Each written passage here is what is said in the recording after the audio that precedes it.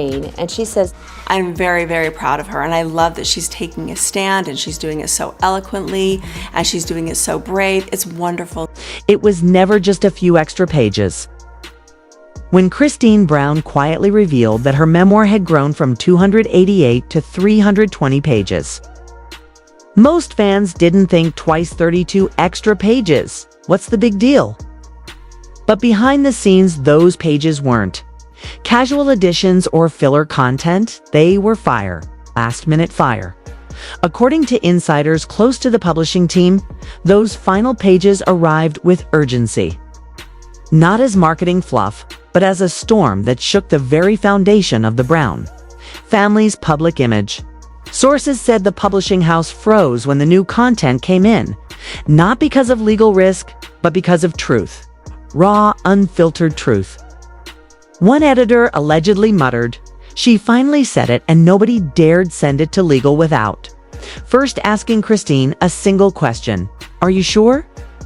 Her answer was simple. "I've never been more sure of anything." And just like that, the words were locked into print, bound for bookshelves and Kindles, ready to tell the story that TLC's cameras could never fully capture. Kody had never been the loudest wife. For years, she played her role with elegance and patience, peacekeeper at the dinner table, soft-spoken mother of 6. The wife who stood by Kody, even when her eyes betrayed the sorrow she wouldn't yet name. She was the one who smiled for the camera while her heart quietly broke behind the scenes. But now she was done protecting the illusion. This memoir wasn't just a book, it was her emancipation. And those 32 pages, they were the sound of shackles hitting the floor. Buried halfway through those explosive additions is a line so direct, so devastating. It reportedly stopped even the most seasoned editors in their tracks. The truth is, I was never really married. In that single sentence, Kody tore down a narrative that TLC had spent over a decade packaging as inspirational. The sacred spiritual union she once clung to was nothing more than a costume, a performance, a facade to keep up appearances, for the church, for the cameras, and most tragically for herself. She had raised 6 children under a roof she now described as hollow.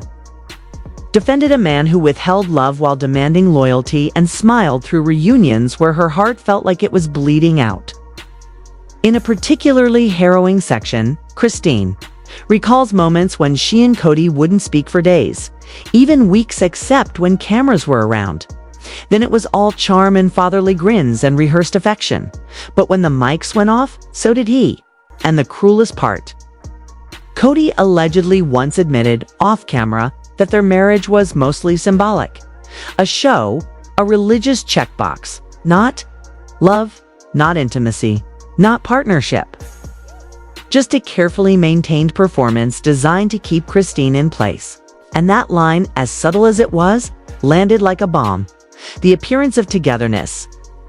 Kody didn't quote Kody directly. She didn't need to. She framed it as memory a tactic, both legally smart and emotionally piercing. TLC's legal team noticed the phrasing during the final manuscript review, but Kody was meticulous. The line stayed. The silence from the network since has been deafening. For years, fans had watched the signs Kody's slow withdrawal. The way her smile would falter during group scenes. The way she'd glance sideways whenever Robyn spoke. The haunted look in her eyes when Kody praised another wife. But now, with these pages, she confirmed what many feared. The show didn't lie, but she did. Over and over again. One of the most gut-wrenching confessions in the memoir is about a specific scene where Kody sits with the other wives, talking about the joys of plural marriage. She says, "I smiled and said I was fulfilled." But in the margins of her original draft, she scribbled one brutal sentence. "This is the biggest lie I ever told." That moment, that contradiction shattered something in readers. It wasn't just one wife who had been silent. According to Kody, there were glances, those subtle glances exchanged among the other wives when the cameras weren't looking. Glances that said, "You feel it too, don't you?" Christine doesn't name names, but she doesn't have to. The implication hangs heavy. She wasn't the only one pretending, she was just the first one to stop. And that's what made the final pages feel like a scream wrapped in a whisper. One of the most unforgettable stories involves a handmade covenant. Years ago, Kody created it decorative paper, wax seal, handwritten promises, a symbol of their spiritual marriage. Christine treated it like gold. She believed in it. She placed it in a fireproof box, held it close like a real marriage license. But one quiet night, long after she had left Flagstaff, she opened that box again alone. And what she saw wasn't a sacred document, it was theater.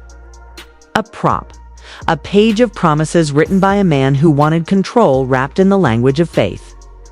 This was never a covenant, she writes, it was a script. That moment, Christine says, broke something open inside her. For years, she had rewritten her needs, reframed neglect as patience, called loneliness part of the path. But that night, she stopped. She looked at that covenant and saw it for what it was, a permission slip Kody gave himself to withhold, to control, to dominate emotionally while pretending it was divine. She writes in the margin of that scene, it only mattered when it benefited him. And that one line so personal, so sharp became the thesis of her transformation. What makes Christine's story even more tragic is how deeply she was conditioned to believe in forever families, spiritual callings, and the idea that obedience led to divine reward. Her lineage traced directly back to Rulon Alred, her family's roots embedded in the Apostolic United Brethren. For Christine, faith wasn't symbolic, it was everything. So when she says that she placed her hope in that covenant, she means she built her motherhood, her sacrifices, her identity on the belief that spiritual unions were sacred and eternal. But the heartbreaking realization, as she frames it in her book, is that the system was never designed to protect her. It was built to contain her. And Kody, with all his platitudes and empty spiritual authority, used that system like armor. While she was clinging to hope, he was clinging to power. Even her relationship with the show unraveled in those final pages. According to insiders, when Christine submitted the updated manuscript, she made another announcement to her team. She was done.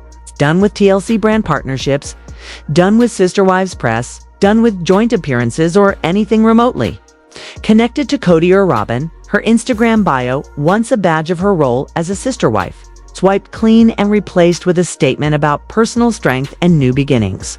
Her rebrand was so complete, so precise, that one executive at TLC reportedly asked, "Is she pulling a Meghan Markle?"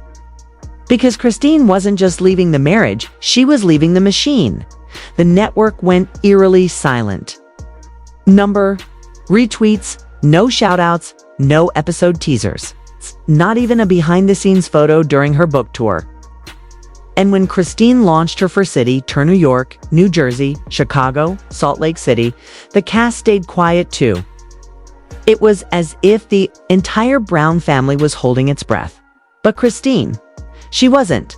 She showed up with bold lipstick, brighter clothing, and her new husband, David Woolley, proudly by her side in every appearance. She stood not as a former sister wife, but as Christine. Just Christine. And tucked into the final footnote of her memoir is the updated version of her bio, subtle, powerful, a soft mic drop that simply says, "Want to know who I am now? Read it again. It's not bitter. It's free." And yet, for all her grace, Christine doesn't shy away from the deep emotional cost of her transformation. She admits that her awakening didn't come in therapy or in a confrontation with Kody. It came in stillness. In the quiet moment when she held that handmade covenant, looked at the flourishes and promises, and realized they were never meant to bind him, they were meant to bind her. That covenant, she writes, was the moment she stopped calling emotional starvation sacred. The moment she saw that Kody's love came with conditions written in ink she thought was eternal. And the final twist? Christine reportedly includes a scanned replica of that document in her book. Names redacted, but the design intact. A prop once passed off as holy. And next to that replica, she leaves one final handwritten margin note. He made this to keep. Me, loyal, not loved. That note ends the memoir like a dagger. Because it's not just a story of leaving a man. It's the story of escaping a carefully constructed illusion, one that millions of viewers mistook for inspiration. When it was, in fact, indoctrination, Christine was not the dramatic wife. She was the loyal one, and yet she was discarded, emotionally starved, and then blamed when she finally walked away. Her story, raw and unpolished, now redefines every moment viewers thought they understood. Every couch confession. Every awkward group dinner. Every silent glance across the room. She was never just Christine, the third wife. She was Christine, the survivor. Now, with the release of her memoir and the finality of her exit, the world finally sees the truth that Christine had buried under years of obedience, sacrifice, and silent suffering. It wasn't just about Kody. It's awkward, when Ari's asking why I'm leaving. Everybody wonders. She's just... It was about a system that asked women to erase themselves in service of a man's spiritual journey. And when that journey turned hollow, the only way forward was out. And Christine, through fire, through pain, through the ashes of false promises, walked through that door, not just into freedom, but into herself. She's no longer rewriting her story. She's living it. And with every reader, every page, every quiet gasp of recognition, she reminds the world this was never fiction. It was just a truth that took too long to be spoken. And now it can't be silenced again.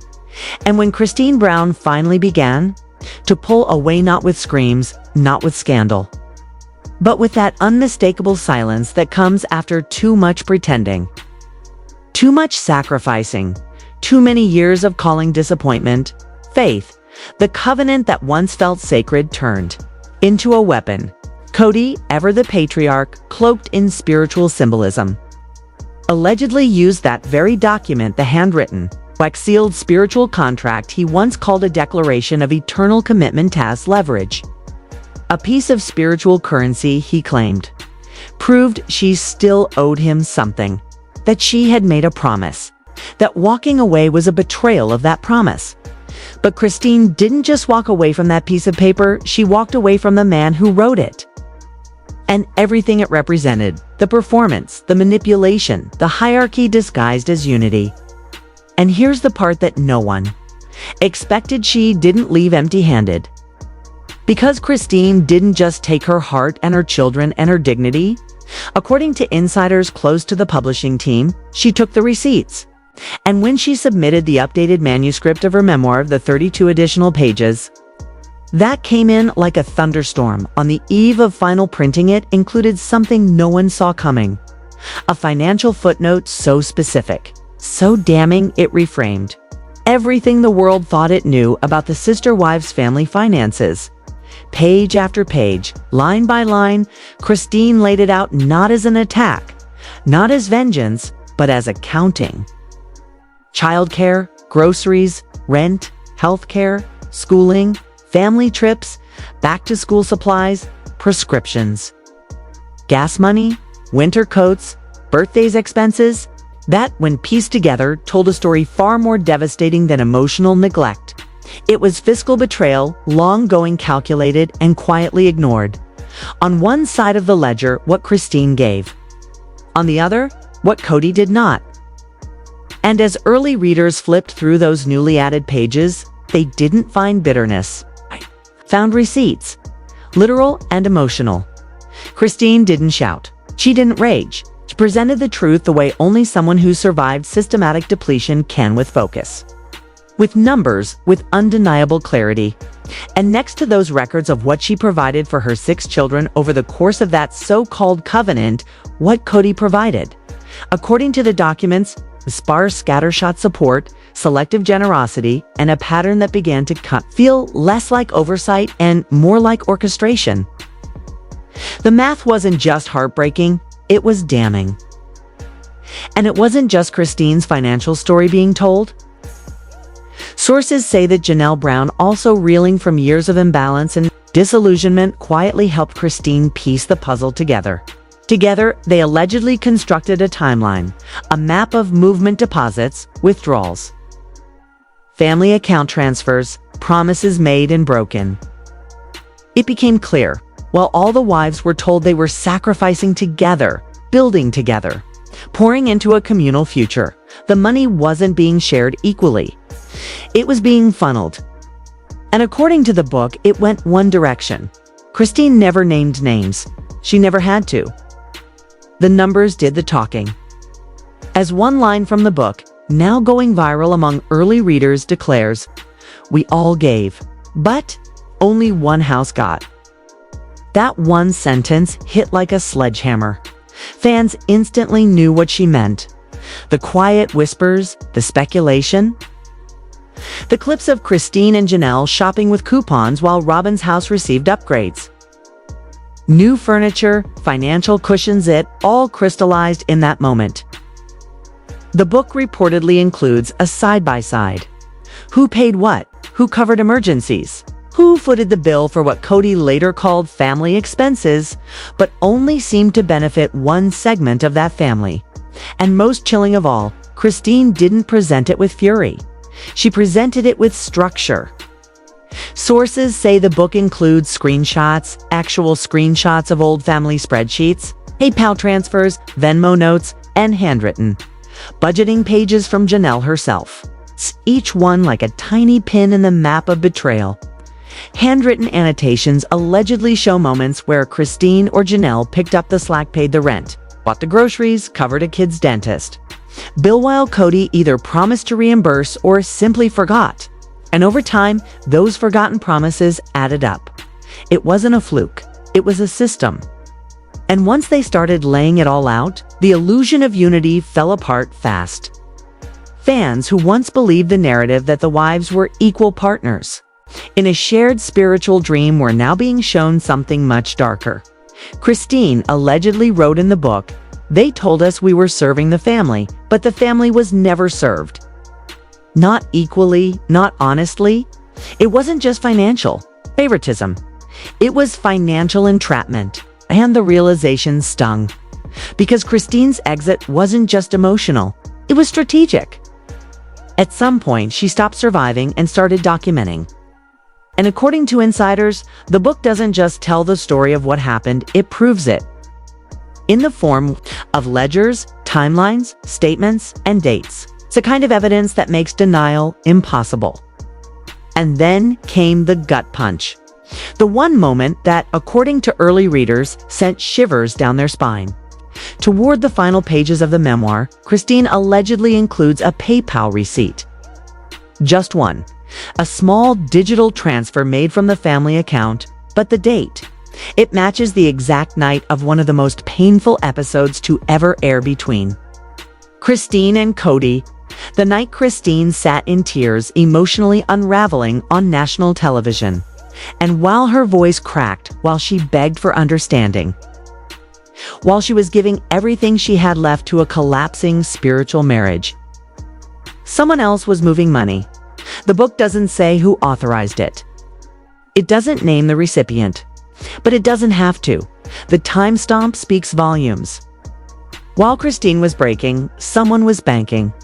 That kind of timing doesn't feel like a coincidence. It feels calculated. It feels cruel. It feels like the kind of moment you can't unsee once you've seen it. The emotional devastation was real, but the financial betrayal, it was happening. In real time, off camera, behind the scenes, in silence. And when fans began piecing together the implications, they weren't just heartbroken, they were angry. Because what Christine's memoir allegedly uncovers isn't just a story of spiritual disillusionment or emotional gaslighting, it's a blueprint of systemic inequality. A slow, quiet siphoning of resources justified by a religious model that was never designed for equity. The covenant, Christine says, wasn't a protection, it was a trap. And the financial records confirm that while the wives were encouraged to contribute endlessly, only one home received the long-term benefits.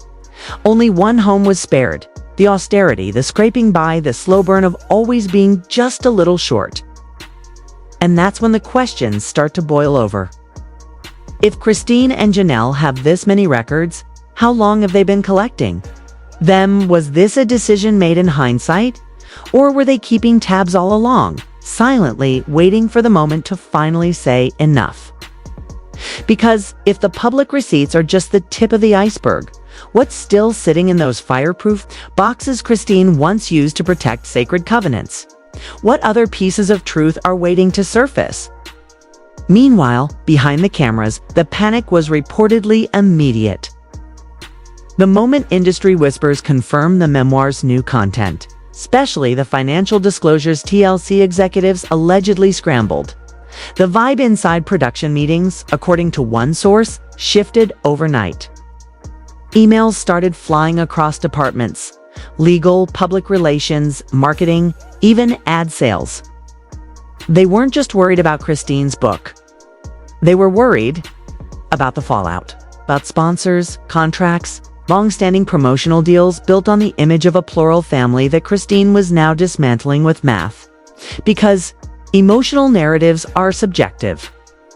But bank statements, screenshots, expense reports, those are hard to spin. And what makes it worse for the network is that Christine never framed it as revenge. According to sources, she almost didn't include this section at all. Not because it wasn't true, but because she didn't want to look petty. It's not about payback. She reportedly told her team, it's about clarity. And that clarity, that devastating clarity, lands like a spotlight on every lie the audience was asked to swallow.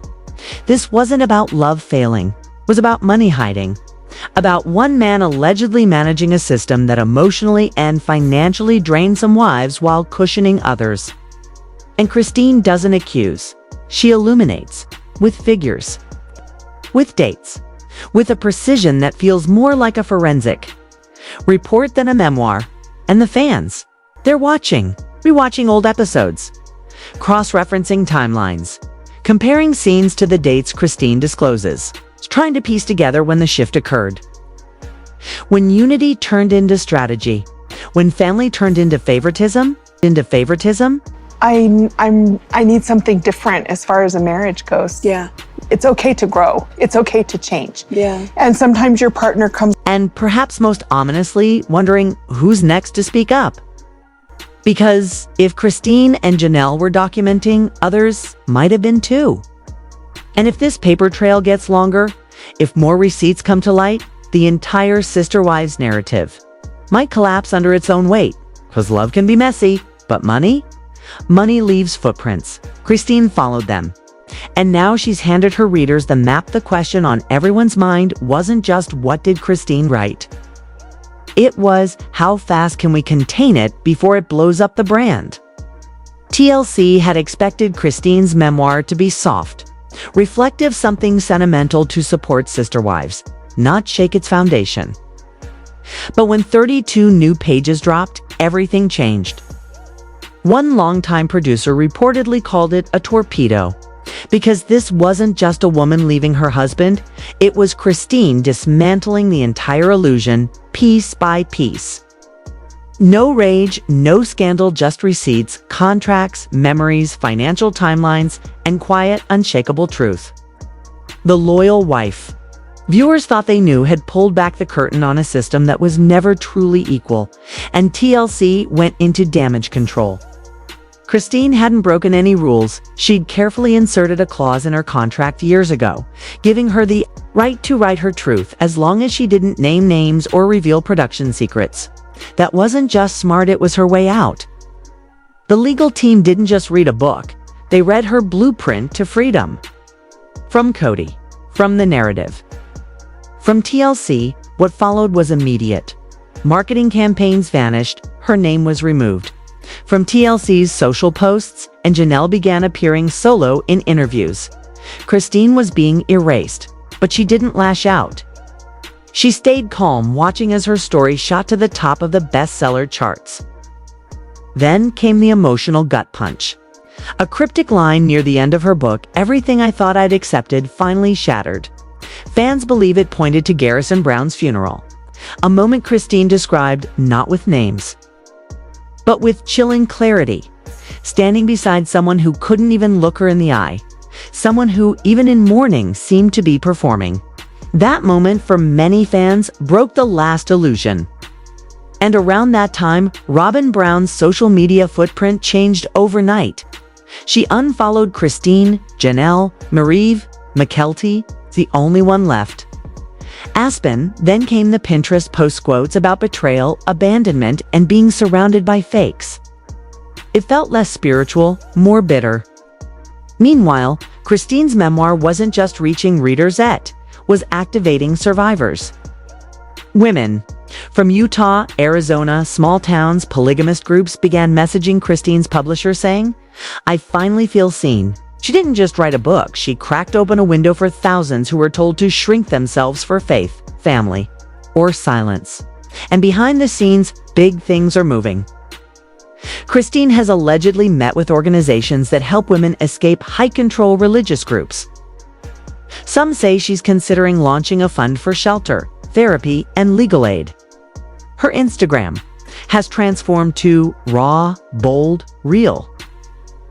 She posts old photos of herself with captions like, "This is when I thought I had to stay quiet." For women over 50 who carried the weight of their families and swallowed their pain, those words feel like thunder. But not everyone celebrates her awakening. According to insiders, Kody sees it as betrayal. He reportedly told a friend, Christine, is rebranding herself on Betrayal. But that comment only proves her point. He still thinks it's about him. Christine didn't break the covenant, she broke free of it. And that kind of freedom can't be edited or silenced. Word is, during her New York book tour, she met quietly with a cult deprogramming attorney. No press, no announcement, just a door that closed behind her. And what comes next? Insiders say this memoir is just the beginning. Kody, on the other hand, spiraled. Sources say he went into full panic. Late-night rant-filled cameos, frantic calls to tabloids. Even a cease and desist letter aimed at Christine's publisher. But Christine followed the rules. Her memoir doesn't name names. It's built on personal memory, emotional truth, and financial documentation. Effing undeniable. And fans aren't just reading it, they're waking up. Her tour stops feel more like healing spaces than book signings. This isn't just a tell-all, it's a movement. And StarSpill USA is watching every moment unfold. TLC is reportedly considering splitting the show, one timeline for Kody and Robyn, one for Janelle and Christine. But producers are nervous. The more Christine shines, the more Kody fades. He's pushing for a rebuttal special, but how do you disprove someone who isn't attacking, just calmly living her truth? Christine isn't fighting. She's simply done performing. The book ends not with vengeance, but with a whisper. I stopped being a wife the moment I stopped lying to myself.